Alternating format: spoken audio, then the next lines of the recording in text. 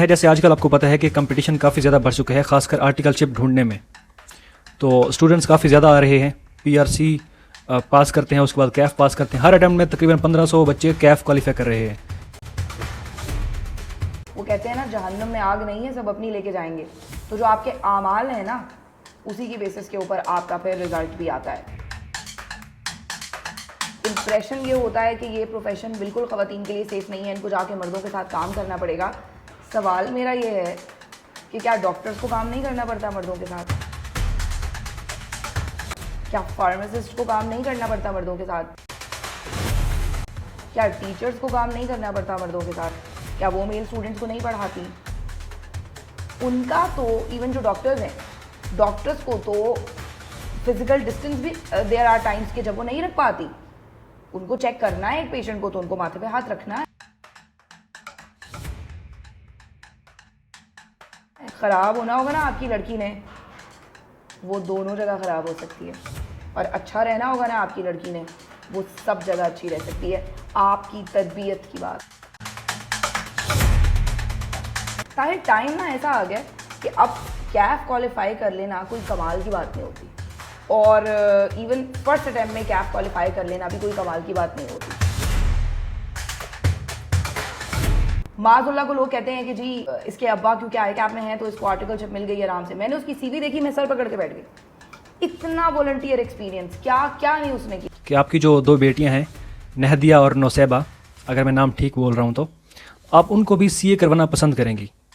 तो ऐसी कौन सी चीज़ है जो आपको इतना कॉन्फिडेंट बना रही है कि आप उनके बारे में ये सोच रही हैं कि उनको भी आप सीए करवाएंगी? ये माशाल्लाह your homework is very complete. वो जो होनहार बच्चे नहीं होते जो फ्रंट रो में आके कहते हैं कि मैम आज आपने टेस्ट दिया था या आज आपने होमवर्क दिया था, तो your homework is very complete. मेरी बच्चियों के नाम आपने करेक्ट प्रोनाउंसिएशन के साथ याद किए हुए। जिनको आंखों में आके डाल के बात नहीं करना आता, हाँ ठीक है पर्दा करो यार, मैं भी करती हूँ, और एक स्टेप और करो, नकाब भी लगाओ। क्या तुम्हें रोकता है वो कि तुम कंधे अपने सीधे रखो? क्या तुम्हें रोकता है कि तुम्हारी वॉक कॉन्फिडेंटली हो? क्या तुम्हें रोकता है कि तुम इंग्लिश में बात करो? इन सब चीज़ों से तुम्हें तुम्हारा पर्दा नहीं रोकता। ये मेंटल ब्लॉकेज तुम्हारी सिर्फ यहाँ पर है। कि अगर कोई स्टूडेंट इस वीडियो के रेफरेंस के थ्रू आता है मनाबी के अंदर, तो क्या उसके लिए कोई स्पेशल डिस्काउंट है? कोई प्रोमो कोड आई थिंक लगता है कि ताहिर अब्बास का लॉन्च करना पड़ेगा। सामने मेरा मैनेजर खड़ा हुआ मुझे खूंखार नज़रों से घूर रहा है और इशारतन मुझे यही बता रहा है कि ठीक है, आप जो भी डिस्काउंट देंगी वो आपकी फाइनल सेटलमेंट में से काटूंगा और मनाबी के पैसे पूरे करूँगा। बहुत सारे लोग कहते हैं कि आपकी जेब में जब पैसे हो ना तो आपके लिए पेट्रियाटिक होना बहुत आसान हो जाता है। आज भी याद है कि जब मैं 8 साल की थी, उस वक्त तक मेरे वालिद साहब की बाइक पे हम उनकी टंकी, बाइक की टंकी के ऊपर जो पेट्रोल वाली होती है, जो टैंक होता है, हम उस पर बैठ के जाया करते। सवाल ये है बेटा कि अगर हम सब माँ को छोड़ के चले जाएंगे तो जिस माँ ने पैदा किया है उसका क्या होगा? वतन भी तो माँ है ना।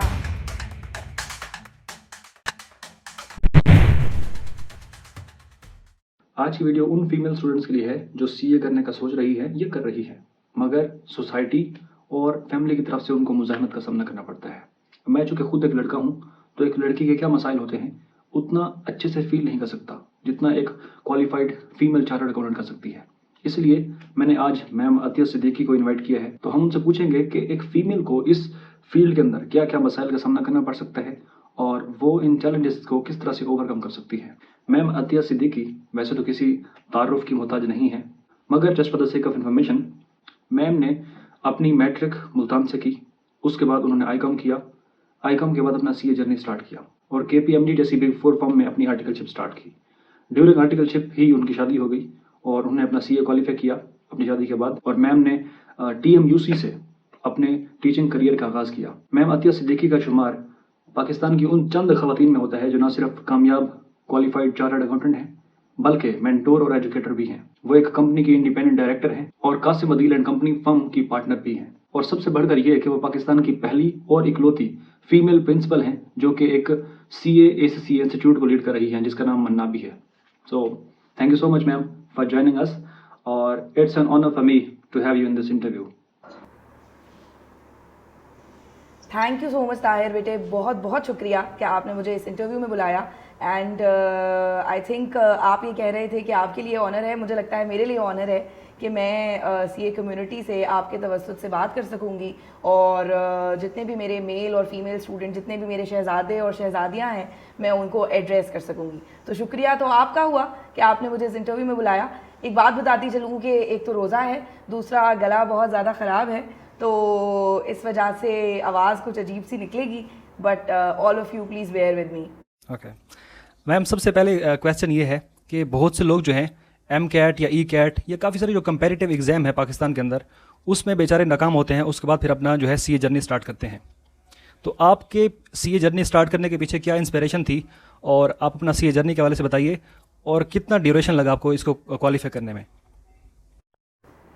बेटा ऐसा था कि जब भी कोई पढ़ने वाला बच्चा होता है तो, और स्पेशली अगर कोई फीमेल होती है, तो हमेशा ये एक्सपेक्ट किया जाता है कि ये जो बच्ची है ये तो हमारे ख़ानदान का सर फ़ख्र से बुलंद करेगी और ये डॉक्टर बनेगी और ये सफ़ेद कोट पहन के आएगी, तो बस हमें बहुत खुशी महसूस होगी।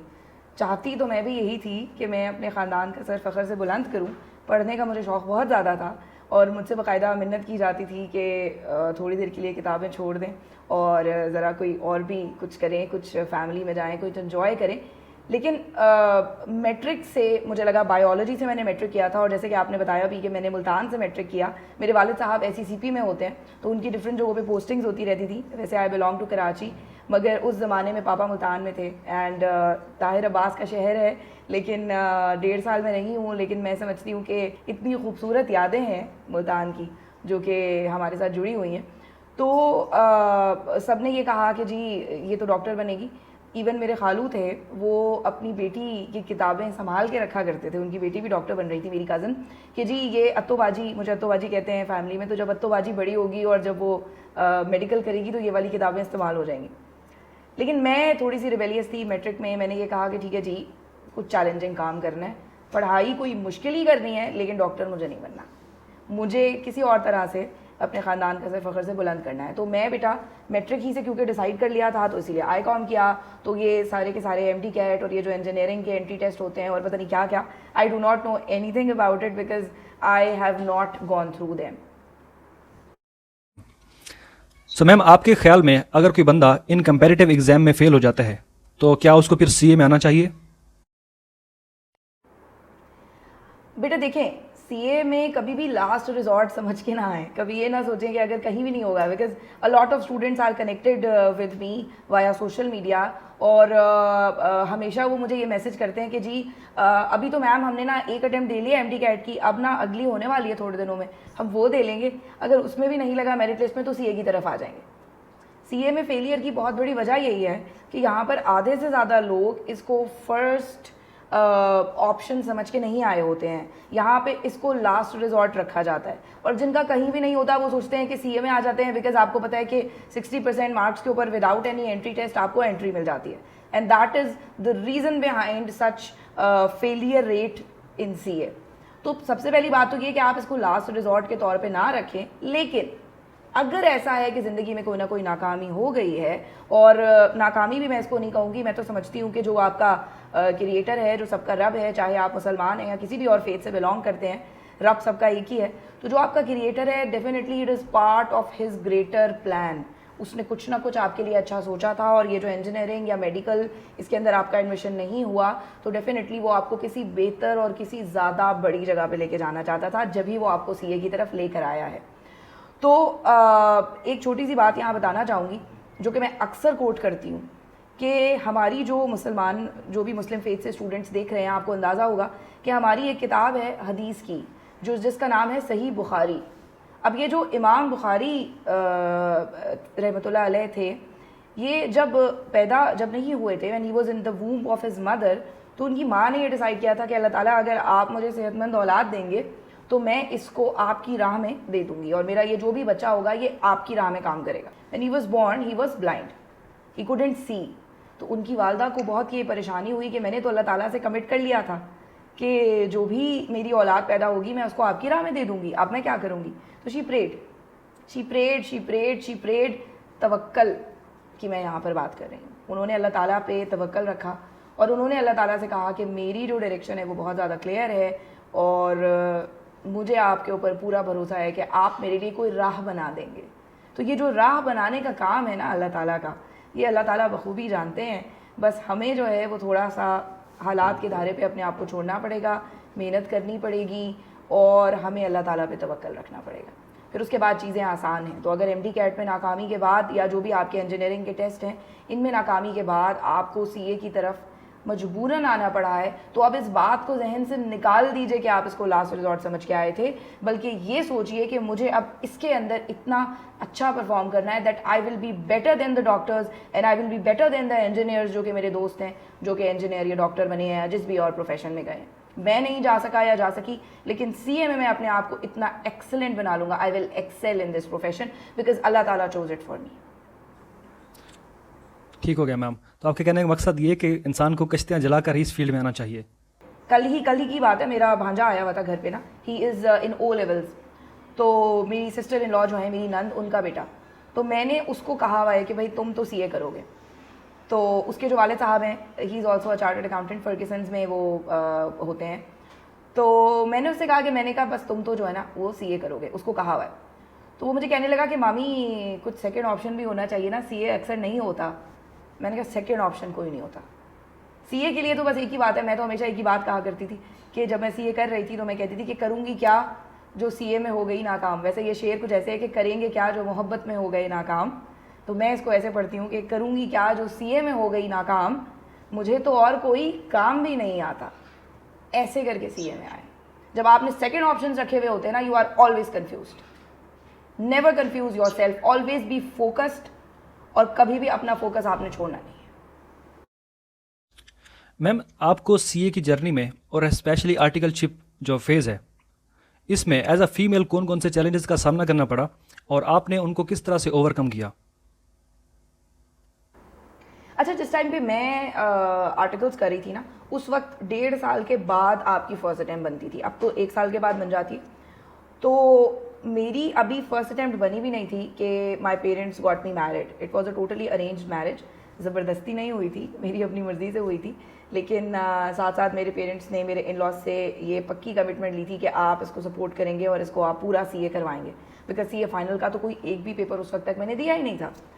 सो सबसे बड़ा चैलेंज जो मुझे फेस करना पड़ा ड्यूरिंग आर्टिकल्स वो ये था कि I had to navigate, I had to juggle between married life and the responsibilities that come from it and articles and studies. So online का तो सीन बाद में शुरू हुआ था, तो पहले तो यही था that you had to go to classes. So आप वर्किंग डेज में फर्म जा रहे हैं, वीकेंड्स पे आप क्लासेस ले रहे हैं, साथ साथ घरेलू सारी जिम्मेदारियाँ। तो सबसे बड़ा चैलेंज बीइंग अ फीमेल मुझे ये आया था, बिकॉज कोई लड़का होता तो जाहिर है उसकी शादी ना होती। मेरे पेरेंट्स ने लड़कों की शादियाँ देर से की हैं। दूसरा एक सबसे बड़ा जो चैलेंज इसके अंदर फेस करना पड़ा मुझे, मैं अक्सर एक चीज़ कोट करती हूँ कि मैं बैठी हुई हूँ पूरा जो हमारा ट्रेनीज़ का हॉल होता है ना, वहाँ मैं बैठी हुई हूँ और I am the most senior उस वक्त, और हजरात भी हैं, ख़वातीन भी हैं। आपको पता है हजरात और ख़वातीन का रेशो इस तरह होता है, ख़वातीन बहुत कम होती हैं। तो अब मैं बैठी हुई हूँ, वो कॉल आती है, I picked up the call, मैं से अस्सलाम वालेकुम, and the guy on the other side he said किसी मर्द से बात कराओ, किसी आदमी से बात कराओ। मैंने कहा जी sir, I am from KPMG and I am the most senior here right now in the audit hall. So please tell me what do you want to know? कहते नहीं, आदमी से बात कराओ। मैंने कहा आदमी तो नहीं है कोई इस वक्त, मैं ही आदमी हूँ यहाँ का। ये कह के मैंने फ़ोन बंद कर दिया। बाद में फिर खैर मुझे हुआ कि डांटना पड़ जाए ओवर मैनेजर से, खैर वो पता नहीं चली कोई बात ये क्या था। सो प्रॉब्लम ये है कि आपको सीरियस लें लोग, it is very very difficult to manage being a women in this community. और उस टाइम पे क्योंकि उम्र भी कम होती है तो you do not have a certain level of maturity as well. उस टाइम पे अपने आप को ऐसे कंडक्ट करना कि लोग आपकी बात को अहमियत दें और लोग ये समझें कि आप भी एक वैसे ही प्रोफेशनल हैं जैसे आपका कोई मेल काउंटर पार्ट है, that was the biggest challenge that I faced and I face it sometimes even now as well. Despite being a qualified chartered accountant and despite being so confident, I face that challenge sometimes even now. Ma'am, आजकल की एक जिद्दत पसंद यानी modern जो मुस्लिम एक women है, उसकी आपके मुताबिक क्या डेफिनेशन है? उसको कैसा होना चाहिए आपके नज़दीक? एक मॉडर्न पाकिस्तानी जो खातून है ना, वो एक रियल फेमिनिस्ट होती है। अब एक रियल फेमिनिस्ट क्या होती है? जो रियल फेमिनिस्ट होती है ना, वो मोमबत्ती वाली नहीं होती है। कुछ लोगों को बुरी लगेगी ये बात, लेकिन रियल फेमिनिस्ट होने का ये मतलब नहीं है कि आप मॉडेस्टी से नाता तोड़ लें, आप सर से दुपट्टा उतार दें, आप इस किस्म की आज़ादी चाहें। तो जो रियल फेमिनिस्ट होती है ना, वो ये एक डिमांड करती है कि मुझे भी एक ऐसा ही इंसान समझा जाए जैसा कि एक मर्द है। आई कैप का एक मोटो मुझे बहुत अच्छा लगता है। मैं वुमेंस डे का एक प्रोग्राम देख रही थी आई कैप का, जिसके अंदर आई कैप के जो उस वक्त के प्रेसिडेंट थे, उन्होंने एक जुमला कहा। उन्होंने ये कहा कि प्रोफेशनल का कोई जेंडर नहीं होता। So being a part of I cap, I also think the same कि एक प्रोफेशनल का कोई जेंडर नहीं होता, बट बहरहाल जेंडर है और जेंडर डिस्क्रिमिनेशन भी की जाती है, और हम उससे it is an inherent limitation, जो मैं ऑडिट में भी पढ़ाती हूँ। इससे हम इनकारी भी नहीं हो सकते और इससे हम भाग भी नहीं सकते। सो एक मॉडर्न पाकिस्तानी और मुस्लिम खातून जो होती है, वो खातून होती है लाइक अ बैलेरीना।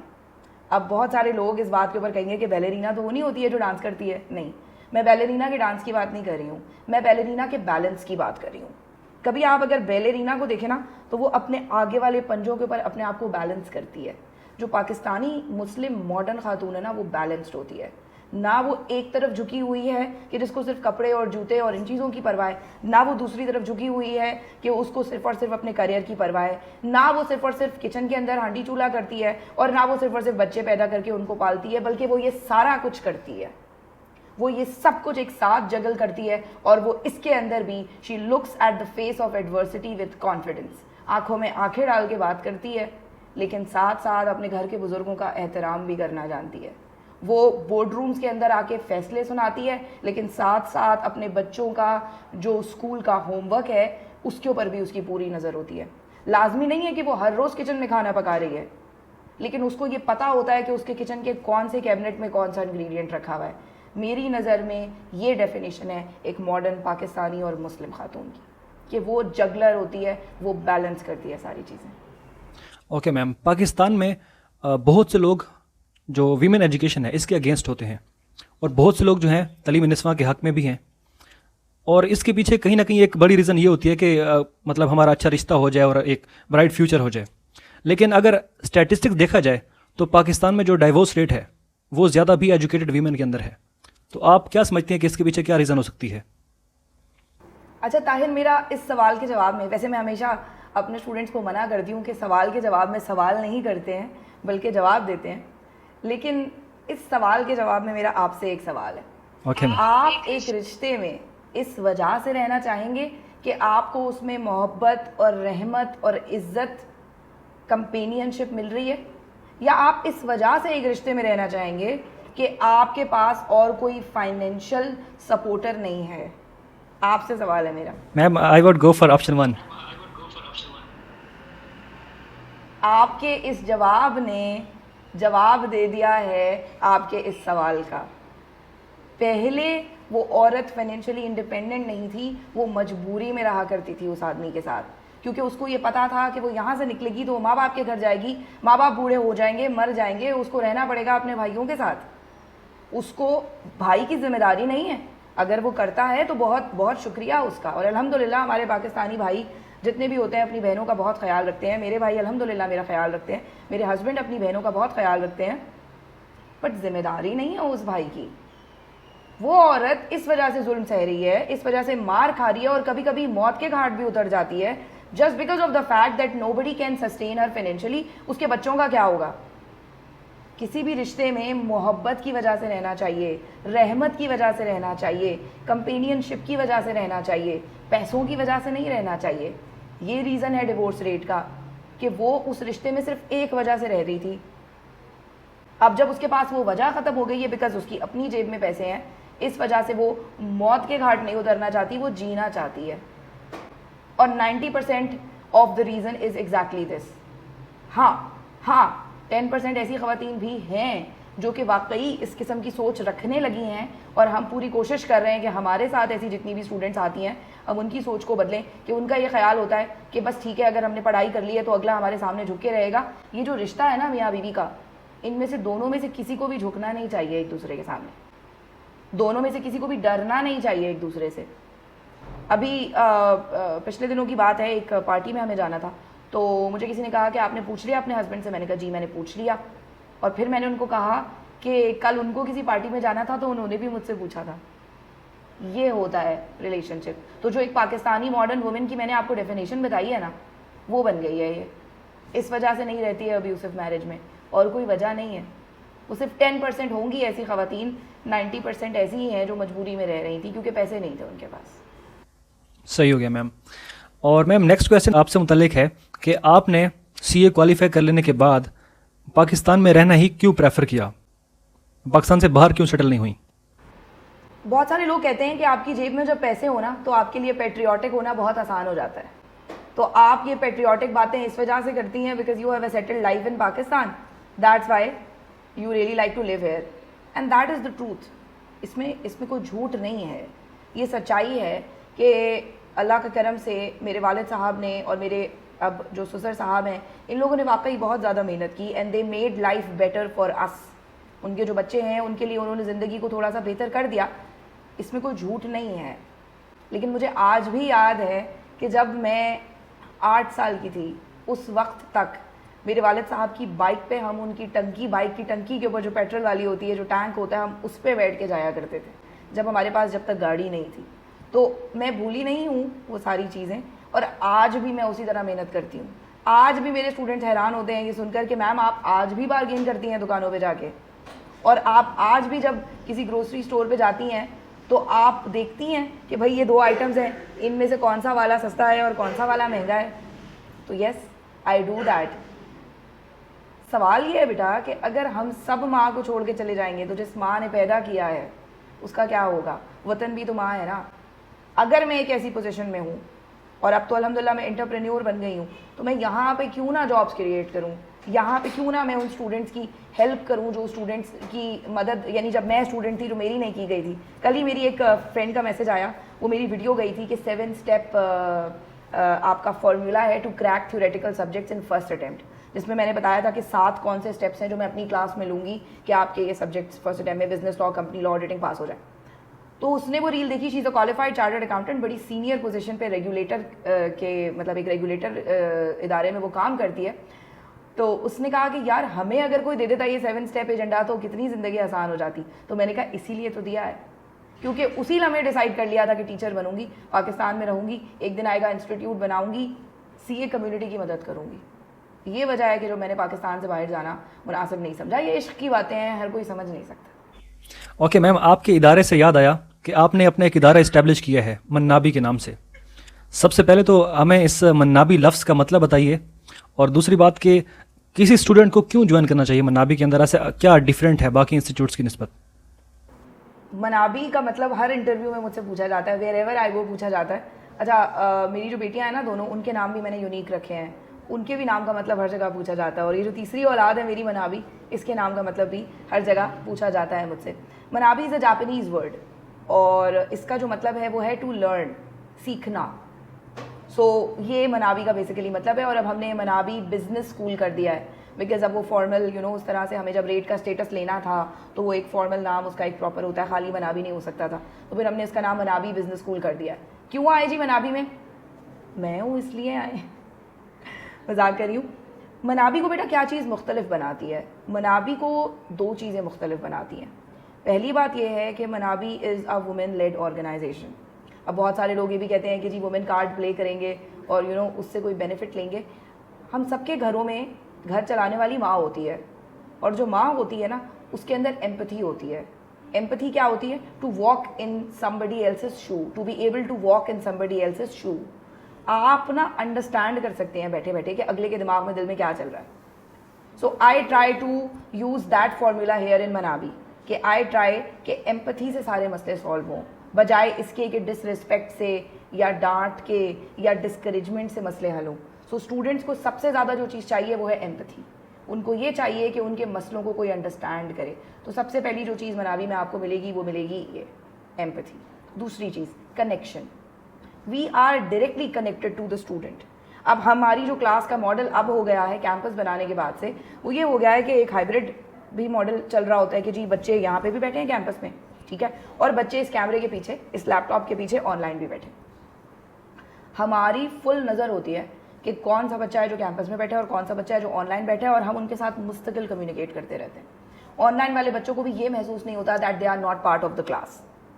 सो जो चीज़ मनाबी को डिफ्रेंशिएट करती है वो ये दो चीज़ें हैं। बाकी एजुकेशन डेफिनेटली वो सारे ही इदारे प्रोवाइड कर रहे हैं, वो हम भी प्रोवाइड कर रहे हैं, लेकिन हाँ एक फ़र्क ये है कि हमने मनाबी के कैंपस में कोई एक भी वाइट बोर्ड नहीं लगाया है। ज़माना बदल रहा है, दुनिया बदल रही है, आईटी का दौर है, आर्टिफिशियल इंटेलिजेंस का दौर है, हमारे सारे प्रोसेसेस ऑटोमेटेड हैं। टेस्ट हमारे गूगल क्लासरूम पे होंगे, लेक्चर हमारा पोर्टल पे अपलोड होगा, जो क्लास में भी लेक्चर हो रहा है वो भी सारा एनिमेटेड है, बोरियत का एहसास नहीं होता है आपको। सो ये तीन चीज़ें हैं जो मनाबी को डिफ्रेंशिएट करती हैं, हमारी एम्पैथी, हमारा direct relationship with the student and the quality of our lectures with respect to information technology. That these are the three things जो कि हमारी नीश हैं। ओके मैम, मनाबी के अंदर आप खुद कौन कौन से सब्जेक्ट्स पढ़ाती हैं सीए और एससीए के? और दूसरी बात कि अगर कोई स्टूडेंट इस वीडियो के रेफरेंस के थ्रू आता है मनाबी के अंदर, तो क्या उसके लिए कोई स्पेशल डिस्काउंट है? बेटे मैं एक आपको बात बताती चलूँ अपने बारे में कि मेरे जो वालिद साहब हैं वो SECP में all his life he worked in SECP। तो जो अब ये कंपनीज एक्ट 2017 है ये मेरे वालिद साहब ने बनाया है, और he was the lead of the team जिसने ये लॉ बनाया। तो कंपनी लॉ तो मुझे विरासत में मिला है। तो मैं अपने भाइयों को ये कह रही थी कि नॉर्मली लड़के होते हैं जो अपने वालिद की विरासत लेते हैं और उसके वारिस होते हैं, बट हमारी फैमिली क्योंकि सारा ही कुछ यूनिक करती आ रही है, अपनी ब्लड लाइन की पहली चार्टर्ड अकाउंटेंट हूँ जो कि फ़ीमेल थी। मतलब ऐसा होता है ना, कोई मेल शुरू कर दे तो उसके बाद चलो बच्चियाँ भी करने लगती हैं, मगर मेरे वाले साहब ने तो पहले ही जब मैट्रिक में उनसे कहा कि जी डॉक्टर नहीं बनना, क्या करूँ, उन्होंने कहा सीए बेटा देखो। डेबिट क्रेडिट की किताबें ला के दे दी, मैंने देखी, डेबिट क्रेडिट से इश्क हो गया मुझे। मैंने कहा बस यही करना है। तो क्योंकि हम सारे ही काम कुछ यूनिक करते आ रहे हैं, तो ऐसे में ये काम भी यूनिक हुआ कि मैं वारिस हूँ अपने वालिद साहब की।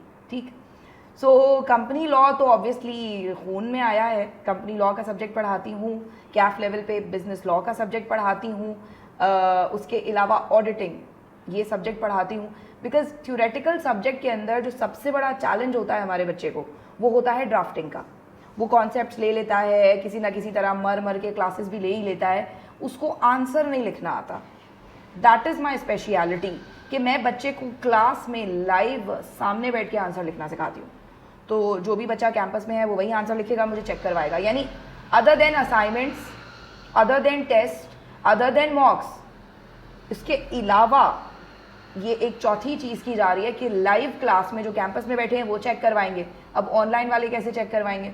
ऑनलाइन वाले भी वहीं पर ही मुझे व्हाट्सएप पे भेजेंगे असाइनमेंट, मैं वहीं पर ही चेक करूँगी और मैं वहीं पर ही 4 बातें सुनाऊँगी। तो ये जो असाइनमेंट चेक हो रहा है, टेस्ट चेक हो रहा है, मॉक चेक हो रहा है, उसके अलावा एक live face to face interaction कि जिसके अंदर हम ये भी बताते हैं कि बेटा सेंटेंस स्ट्रक्चर वीक है, बेटा ग्रामर वीक है, क्योंकि नंबर नहीं करते ग्रामर के, मगर समझ ही नहीं ना आएगी आप अगले को आपकी बात, वो कैसे लिखेगा।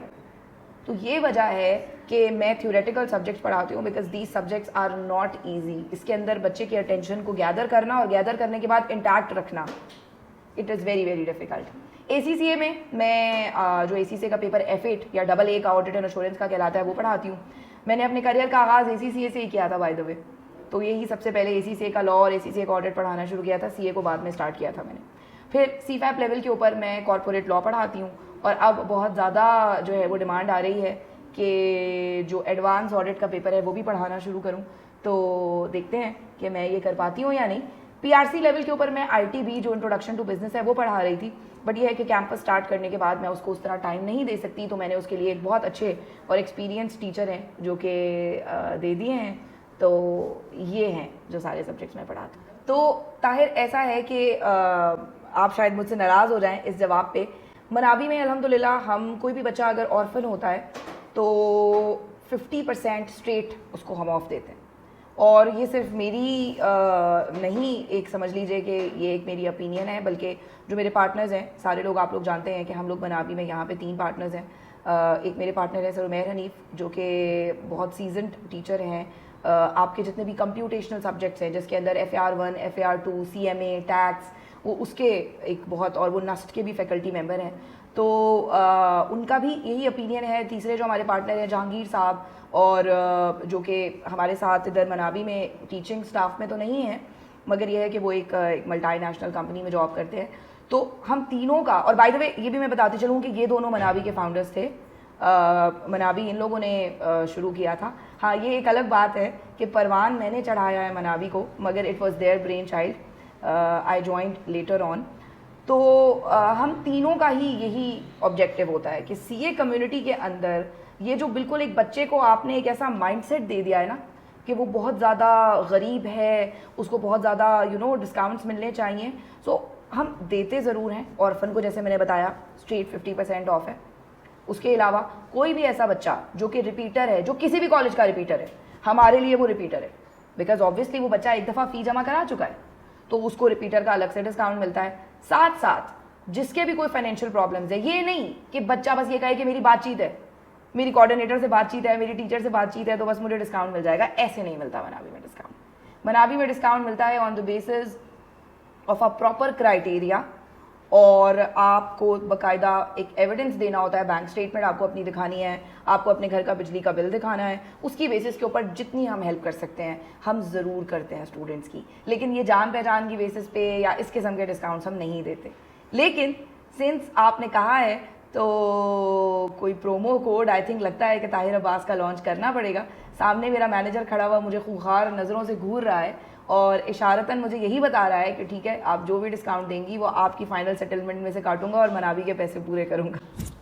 सही हो गया मैम। तो कोई भी स्टूडेंट अगर इस वीडियो को देख रहा है और मनावी को ज्वाइन करता है तो उसको चाहिए कि मेरा नाम इस्तेमाल करे और इस वीडियो का रेफरेंस दे कि हमने ये वाली वीडियो देखी थी मैम आपकी, तो होपफुली मैम आपको फैसिलिटेट करेंगी, तो अगेन मैम की सैलरी में से वो डिडक्ट होंगे। मैम नेक्स्ट क्वेश्चन है, जैसे आजकल आपको पता है कि कंपटीशन काफ़ी ज़्यादा बढ़ चुका है, खासकर आर्टिकलशिप ढूंढने में। तो स्टूडेंट्स काफ़ी ज़्यादा आ रहे हैं, पीआरसी पास करते हैं, उसके बाद कैफ पास करते हैं। हर अटेम्प्ट में तकरीबन 1500 बच्चे कैफ क्वालिफाई कर रहे हैं, जिसकी वजह से आर्टिकलशिप ढूंढने में जो कंपटीशन है वो काफ़ी ज़्यादा बढ़ चुका है। तो ऐसे में एक पीआरसी स्टूडेंट और कैफ स्टूडेंट की क्या अप्रोच होनी चाहिए, एकेडमिकली भी और पर्सनैलिटी के हवाले से भी, कम्युनिकेशन स्किल के हवाले से भी, उसके अंदर क्या क्या ऐसे स्किल्स होनी चाहिए जो उसके लिए हेल्पफुल होंगी? ताहिर टाइम ना ऐसा आ गया कि अब कैफ क्वालिफाई कर लेना कोई कमाल की बात नहीं होती, और इवन फर्स्ट अटैम्प्ट में कैफ क्वालिफाई कर लेना भी कोई कमाल की बात नहीं होती। इवन मेरा भी यही ख्याल था कि अगर मेरे किसी स्टूडेंट ने फर्स्ट अटैम्प्ट में कैफ क्वालिफाई कर लिया है तो फर्म वाले घर आएंगे और हार पहनाएंगे और उसको लेकर जाएंगे अपने साथ कि आइए जी हम आपको आर्टिकलशिप ऑफर करते हैं। And it was a major setback for me also, despite being in the industry for so long and despite being connected to the students, कि पिछली 2 से 3 अटेम्प्ट्स में इवन फर्स्ट अटेम्प्टर्स को सिर्फ उनकी फर्स्ट अटेम्प्ट की बेसिस पे आर्टिकल्स नहीं मिल रही हैं। Now a perception is created कि आर्टिकल्स मिल ही नहीं रही हैं। ऐसा नहीं है, आर्टिकल्स मिल ज़रूर रही हैं, लेकिन आपकी मर्जी की फर्म में शायद आपको नहीं मिल रही। अब आप ये सोच के बैठे हैं कि सिर्फ और सिर्फ बिग 4, अब आपको पता है बिग 4 तो रही नहीं है, ठीक है, चौथी तो वैसे चली गई है। अच्छा, तीसरी जो है EY, वहाँ पर इंडक्शंस हो नहीं रही हैं काफ़ी टाइम से, तो रह गई आपकी 2 फर्ग्यूसन और KPMG। कितना बोझ उठाएंगी ये, कितना बच्चा लेके जाएंगी? अब ICAP ने एक बड़ा ज़बरदस्त जो इनिशिएटिव नया लिया है, जिसको टूप्स, जो आपके इंडस्ट्री के अंदर आर्टिकल्स शुरू हो गई हैं। पहले मेरा भी बहुत ही इसके बारे में नैरो माइंडसेट था और मैं स्टूडेंट्स को कहती थी कि नहीं जाना है industry, but now that I think of it, तो मुझे अब ये अंदाज़ा होने लगा है कि वाकई ये बहुत अच्छा इनिशिएटिव है ICAP का। कैसे? देखो, जब कोई इंडस्ट्री आपको आर्टिकलशिप पे रखेगी ना, इट मीन्स कि वो आपको तैयार कर रही है एज देयर फ्यूचर एम्प्लॉई, तो आपकी तो जॉब भी पक्की हो गई वहीं पे। तो मैं समझती हूँ कि आप अपने अंदर स्किल्स पैदा करें। कौन सी स्किल्स पैदा करें? सबसे इम्पॉर्टेंट, इंग्लिश बेहतर करें, कम्युनिकेशन स्किल बेहतर करें। कैसे? मैं कहती हूँ पूरा दिन रील्स देखते रहते हो, मत देखो, ये नेटफ्लिक्स का कोई शो देख लो, उसके अंदर इंग्लिश आती है, सबटाइटल्स के साथ देख लो। साथ तुम्हारा दोस्त है, उसके साथ बोलना शुरू कर दो। हर रोज़ 1 मिनट की वीडियो बनाओ, इंस्टा पे डालो इंग्लिश में। 40 दिन तक ये काम करो और फिर मैं तुम्हें बताती हूँ कि कैसे नहीं तुम्हारी अंग्रेजी इंप्रूव होती। सिर्फ और सिर्फ कॉन्फिडेंस का गेम है ये। मेरी अंग्रेजी भी अच्छी नहीं थी, I worked very hard on it. Alhamdulillah, now I can deliver a full lecture in English without even thinking twice. So बेटा, you can also do it, but अपने अंदर कॉन्फिडेंस पैदा करें, अपने अंदर सबसे बेहतरीन चीज़ कम्युनिकेशन स्किल्स बेहतर करें। फिर उसके साथ साथ वॉलंटियर वर्क, आपकी सीवी ना भरी हुई होनी चाहिए। माज़ुल्लाह को लोग कहते हैं कि जी इसके अब्बा क्योंकि ICAP में हैं तो इसको आर्टिकलशिप मिल गई आराम से। मैंने उसकी सीवी देखी, मैं सर पकड़ के बैठ गई। इतना वॉलंटियर एक्सपीरियंस, क्या क्या नहीं उसने किया हुआ। These things are very important. Employer ये देखता है what you are bringing to them. Your CAF qualification is nothing. जब आपको क्लाइंट पे भेजा जाएगा तो क्या आप कॉन्फिडेंटली जाएंगे या फिर आप इस तरह से जाएंगे? और ख़ास तौर पे मेरी बच्चियाँ, मेरी शहजादियाँ जिनको आंखों में आंखें डाल के बात नहीं करना आता। हाँ ठीक है, पर्दा करो यार, मैं भी करती हूँ, और एक स्टेप और करो, नकाब भी लगाओ। क्या तुम्हें रोकता है वो कि तुम कंधे अपने सीधे रखो? क्या तुम्हें रोकता है कि तुम्हारी वॉक कॉन्फिडेंटली हो? क्या तुम्हें रोकता है कि तुम इंग्लिश में बात करो? इन सब चीज़ों से तुम्हें तुम्हारा पर्दा नहीं रोकता। ये मेंटल ब्लॉकेज तुम्हारी सिर्फ यहाँ पर है। तो अपने आप को ऐसा बनाओ कि एम्प्लॉयर तुम्हें रखने से पहले सोचे कि यार किसी को रख रहे हैं आप। सो मैम, एक स्टूडेंट ने कैफ क्वालिफाई कर लिया, अब वो आर्टिकलशिप के लिए मतलब दर बदर की ठोकरें खा रहा है, तो उसको ऐसा क्या करना चाहिए कि उसके लिए मतलब फ़ायदा हो, आर्टिकलशिप उसको मिल जाए? अच्छा देखो, पीछे जितनी भी बातें मैंने पिछले सवाल में बताई ना आपको, वो तो बेटा ग्रेजुअली होनी है। अब जाहिर है कि अभी इस टाइम पे आप लोगों ने पेपर्स दे दिए हैं, क्वालिफाइंग अटेम्प्ट दे दिए, तो जादू से तो ये सब चीज़ें आपके अंदर पैदा नहीं हो जाएंगी। ये कोई क्विक बुक्स का कोर्स कर लो, कोई पावर BI का कोर्स, ये सब चीज़ें अब तो टाइम नहीं है। तो ये तो जो मैंने बातें बताई ना, ये तो सारी ओवर द पीरियड थी कि जब आप कैफ में आए तो आप साथ साथ ऑन द साइड क्या क्या करते रहें। बट अब अगर टाइम ऐसा आ चुका है कि जब आपने कैफ कर लिया है, मतलब क्वालिफाइंग अटेम्प्ट दे दिया, अब आप इस वक्त आर्टिकल्स ढूंढ रहे हैं, तो एक बहुत अच्छा तरीका जो कि निकाला है एकेडमिक वाइटैलिटी वालों ने, उन्होंने एक कोर्स लॉन्च किया है पाथवे टू इंडक्शन के नाम से। और हमने मनावी में उनके साथ एक MOU किया है कि जिस MOU के तहत मनावी का जो भी इनरोल्ड बच्चा होगा ना, उसको 20% डिस्काउंट मिलेगा ऑन द फ़ी। अब इनकी मल्टीपल चीज़ें हैं जो कि ये कोर्स में ऑफ़र कर रहे हैं, दो अलग अलग इनके, एक 10,000 का पैकेज है, एक 20,000 का, कुछ ऐसे है, मुझे एग्जैक्टली याद नहीं है, बट वो अलग अलग इनके पैकेजेस हैं। बट एक पैकेज तो इनका ऐसा है कि जिसके अंदर ये आपकी CV भी बना के देते हैं, आपकी CVयाँ जगह जगह डाल भी आते हैं, और इवन पहले इंटरव्यू के लिए घर से पिक करके आपको इंटरव्यू तक भी लेके जाते हैं। मतलब यहाँ तक दे आर डूइंग। तो मेरा कोई फाइनेंशियल ऑब्जेक्टिव नहीं है, मैंने उनसे इस इंटीग्रेशन के कोई पैसे वैसे नहीं लिए हैं। It is only for the welfare of the students and only for the benefit of the students. तो मैं ज़रूर रिकमेंड करूँगी कि आप एकेडमिक वाइटैलिटी वालों से रब्ता करें, और वो जो कोर्सेज ऑफ़र कर रहे हैं वो आपके इस ड्यूरेशन में एग्ज़ाम देने से लेकर और इंडक्शन तक बहुत काम आएंगे। सही हो गया मैम। मैम, नेक्स्ट क्वेश्चन है कि आपने अपनी एक वीडियो में बताया था कि आपकी जो दो बेटियां हैं, नहदिया और नौसेबा, अगर मैं नाम ठीक बोल रहा हूँ तो, आप उनको भी CA करवाना पसंद करेंगी। तो ऐसी कौन सी चीज़ है जो आपको इतना कॉन्फिडेंट बना रही है कि आप उनके बारे में ये सोच रही हैं कि उनको भी आप CA करवाएंगी? रोज़ा लगना शुरू हो गया मुझे अभी। सबसे पहली बात मुझे बड़ी अच्छी लगी कि माशाल्लाह your homework is very complete. वो जो होनहार बच्चे नहीं होते जो फ्रंट रो में आके कहते हैं कि मैम आज आपने टेस्ट दिया था या आज आपने होमवर्क दिया था, so your homework is very complete. मेरी बच्चियों के नाम आपने करेक्ट प्रोनाउंसिएशन के साथ याद किए हुए, सो वेरी गुड। बेटा देखो, एक तो होता ना, कोई मोहब्बत और इश्क वाले मामलात होते हैं, तो वो मुझे इस प्रोफेशन से है बहुत ज़्यादा। मतलब मुझे ऐसा लगता है कि ICAP को चाहिए कि वो हर महीने मुझे कोई जो है ना वो रॉयल्टी या कोई हर महीने इस किस्म की कोई ना कोई पेमेंट किया करे। कोई ब्रांड क्या कहते हैं वो, ब्रांड एम्बेसडर हूँ मैं इतनी बड़ी ICAP की। तो एक तो ये कि मुझे वैसे ही बहुत ज़्यादा पसंद है। अब वो क्यों पसंद है, कभी कभी आपके पास रीजंस नहीं होते हैं कि कोई चीज़ आपको क्यों पसंद है बहुत ज़्यादा, लेकिन जाहिर है जस्टिफाई करना होगा अपनी बात को। सबसे बड़ी जो चीज़ मुझे यहाँ अच्छी लगती है वो अच्छी लगती है कि यहाँ पे एक तो जेंडर डिस्क्रिमिनेशन अब बहुत कम होती जा रही है। वो ICAP के इनिशिएटिव्स हैं जिनकी वजह से अब बहुत कम होती जा रही है, होती है अभी भी, लेकिन by the time my daughters reach here मुझे पक्की उम्मीद है कि वो ख़त्म हो चुकी होगी। दूसरी बात, ख़वातीन के लिए ये बहुत सेफ़ है। इम्प्रेशन ये होता है कि ये प्रोफेशन बिल्कुल ख़वातीन के लिए सेफ़ नहीं है, इनको जाके मर्दों के साथ काम करना पड़ेगा। सवाल मेरा ये है कि क्या डॉक्टर्स को काम नहीं करना पड़ता मर्दों के साथ? क्या फार्मासिस्ट को काम नहीं करना पड़ता मर्दों के साथ? क्या टीचर्स को काम नहीं करना पड़ता मर्दों के साथ? क्या वो मेल स्टूडेंट्स को नहीं पढ़ाती?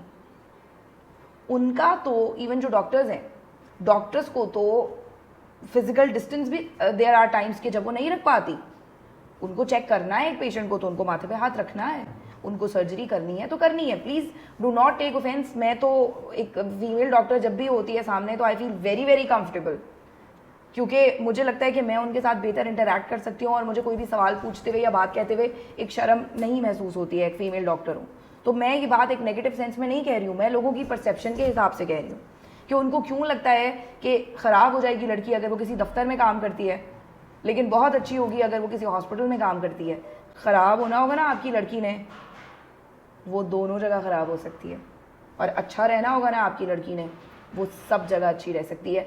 आपकी तरबियत की बात है सारी, आपने उसकी तरबियत क्या सख्ती पे की है या आपने उसकी तरबियत उसूलों पे की है। अगर आप सख्ती करते हैं बेजा सख्ती, वो बिगड़ेगी हर जगह पे, लेकिन अगर आप एक अच्छे प्रिंसिपल्स उसकी ज़िंदगी में, उसकी पर्सनालिटी जिस वक्त बिल्ड हो रही है, आपने एक एक ईंट करके उसकी इमारत बनाई है, बचपन से उसके अंदर इनकलकेट किया है कि बेटा क्या चीज़ें हैं जो अच्छी होती हैं, क्या चीज़ें हैं जो लड़कियों के लिए नहीं ठीक होती, और जब आपने घर में अपने बेटे और अपनी बेटी में बराबरी की है, जब आपने अपनी बेटी को घर में डिस्क्रिमिनेट नहीं किया है, वो नहीं ख़राब होगी कहीं पर भी जाके। ये वजह है कि ये प्रोफेशन बहुत सेफ़ है लड़कियों के लिए।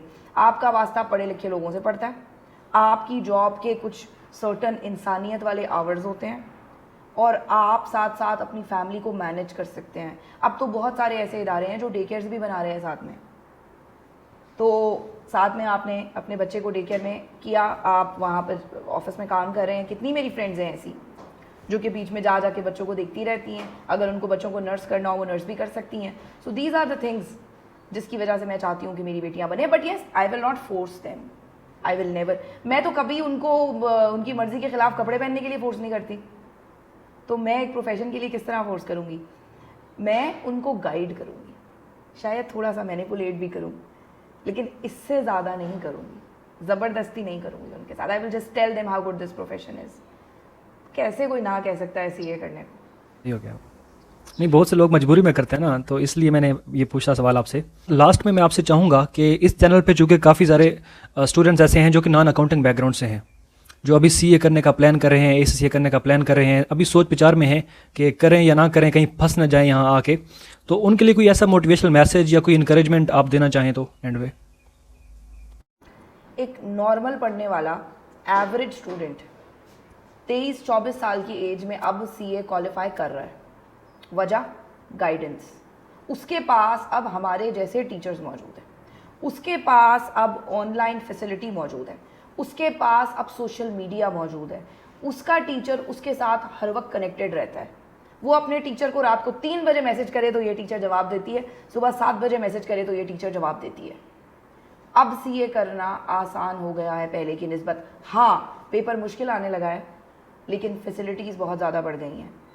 तो आप ये मत सोचें कि आप सीए में या एसीसीए में आएंगे तो आप फंस जाएंगे, आई कैप तो पास ही नहीं करता, ये लोग तो निकालते ही नहीं है, इनका एक कोटा होता है कि जिससे वो निकालते हैं। याद रखो, वो कहते हैं ना जहन्नुम में आग नहीं है, सब अपनी लेके जाएंगे।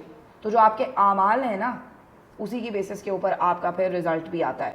अगर आप सही से पढ़ नहीं रहे हैं, अगर आप सीरियसली पढ़ाई नहीं करते, अगर आप सिर्फ आखिरी 1 महीने में आके पढ़ाई करते हैं, तो डेफिनेटली आप सीए के पेपर कोई एक भी पास नहीं कर पाएंगे। लेकिन 50 नंबर लेने हैं, सिर्फ 50 नंबर।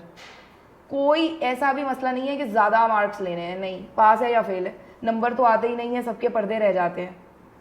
जो आपका सीए का सर्टिफिकेट है उसके ऊपर ना एफटीएस लिखा आता है और ना ही उसके ऊपर आपकी नंबर ऑफ अटेम्प्ट्स लिखी आती हैं। चार्टर्ड अकाउंटेंट तो चार्टर्ड अकाउंटेंट होता है।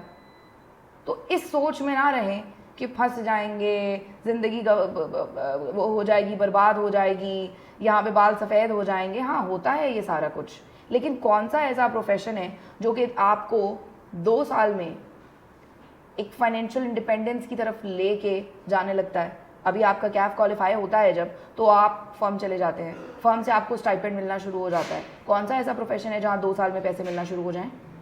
उसके बाद जब आप 5.5 साल में क्वालिफाई करते हैं, अच्छा यार नहीं करते सब लोग 5.5 साल में क्वालिफाई, 6 साल में आप क्वालिफाई कर जाते हैं, 6.5 साल में आप क्वालिफाई कर जाते हैं। कौन सा ऐसा प्रोफेशन है कि जिसके अंदर पहली नौकरी आपकी 1.80 से 2 लाख या बल्कि 2 लाख से भी प्लस अब तो लग रही है? कौन सा ऐसा प्रोफेशन है जो 100% एम्प्लॉयबिलिटी की गारंटी देता है? कभी कोई चार्टर्ड अकाउंटेंट, कभी कोई एसीसीए सड़क पे प्रोटेस्ट करता हुआ नजर नहीं आएगा कि हमें हमारी नौकरियां नहीं मिल रही हैं या हमारी तनख्वाहें नहीं बढ़ रही हैं? It is the most demanded profession all over the world. आपको इतनी रिस्पेक्ट मिलेगी, आपके पास इतने करियर ऑप्शंस होंगे। लेकिन अगेन वही वाली बात कि जैसे आर्टिकल्स के लिए मैंने कहा कि सिर्फ कैफ क्वालिफाई कर लेना काफ़ी नहीं है, ऐसे ही सीए को भी सिर्फ क्वालिफाई कर लेना काफ़ी नहीं है। पर्सनालिटी भी ऐसी बनाइए, स्किल्स भी ऐसी बनाइए, काम भी ऐसा कीजिए, कॉन्फिडेंस भी ऐसा एग्जिबिट कीजिए, आगे बढ़ने का जज्बा पैदा कीजिए। 3 चीज़ें हैं जो एक सक्सेसफुल चार्टर्ड अकाउंटेंट या किसी भी प्रोफेशन में आपको सक्सेसफुल करती हैं। 3 चीज़ें। सबसे पहली चीज़ रेजिलियंस, आप डट जाइए। दूसरी चीज़ हार्ड वर्क, मेहनत करें। इंटेलिजेंट बंदा ना कभी नाकाम भी हो जाता है, हार्ड वर्किंग बंदा कभी नाकाम नहीं होता। मैं इंटेलिजेंट बंदा नहीं हूँ, मैं हार्ड वर्किंग बंदा हूँ, आपके सामने हूँ अल्हम्दुलिल्लाह। तीसरी चीज़ कंसिस्टेंसी। आज हम 10 घंटे पढ़ लेंगे, फिर 10 दिन नहीं पढ़ेंगे, 10 मिनट पढ़ोगे, रोज़ पढ़ोगे। ये 3 चीज़ें अगर किसी ने अपनी पर्सनालिटी में पैदा कर ली, मैं मान ही नहीं सकती कि वो नाकाम हो सकता है। कामयाबी आपके कदम चूमेगी डेफिनेटली। अपने रब पे भरोसा, वो तो ऑलरेडी इसका पार्ट है। तो हिम्मत कीजिए, डरें मत, घबराएं मत। जब आप इस माइंडसेट के साथ जाते हैं ना कि होगा ही नहीं मुझसे, तो फिर वाकई नहीं होगा। आंखों में आंखें डाल के look in the face of adversity and से कि ऐसी तैसी तुम्हारी, मैं बताता हूँ कैसे ये होता है। मैं आई कैप को बताता हूँ कि आज तक मेरे जैसा कोई बंदा नहीं आया होगा आई कैप के सामने, कैसे नहीं होगा फिर आपसे CA. Thank you so much ma'am for your time. और आपका इवन गला भी ख़राब था, तबीयत भी ख़राब थी, रोज़ा भी आपको लग रहा है, और उसके बावजूद आपने हमें टाइम दिया। और इंशाल्लाह मेरा अगर मनाबी में चक्कर लगता है तो होपफुली आप हमें मनाबी का टूर भी कराएंगी, तो मैं ऑडियंस को दिखाऊंगा आपका जो इंस्टीट्यूट है बेसिकली। और once again thank you so much.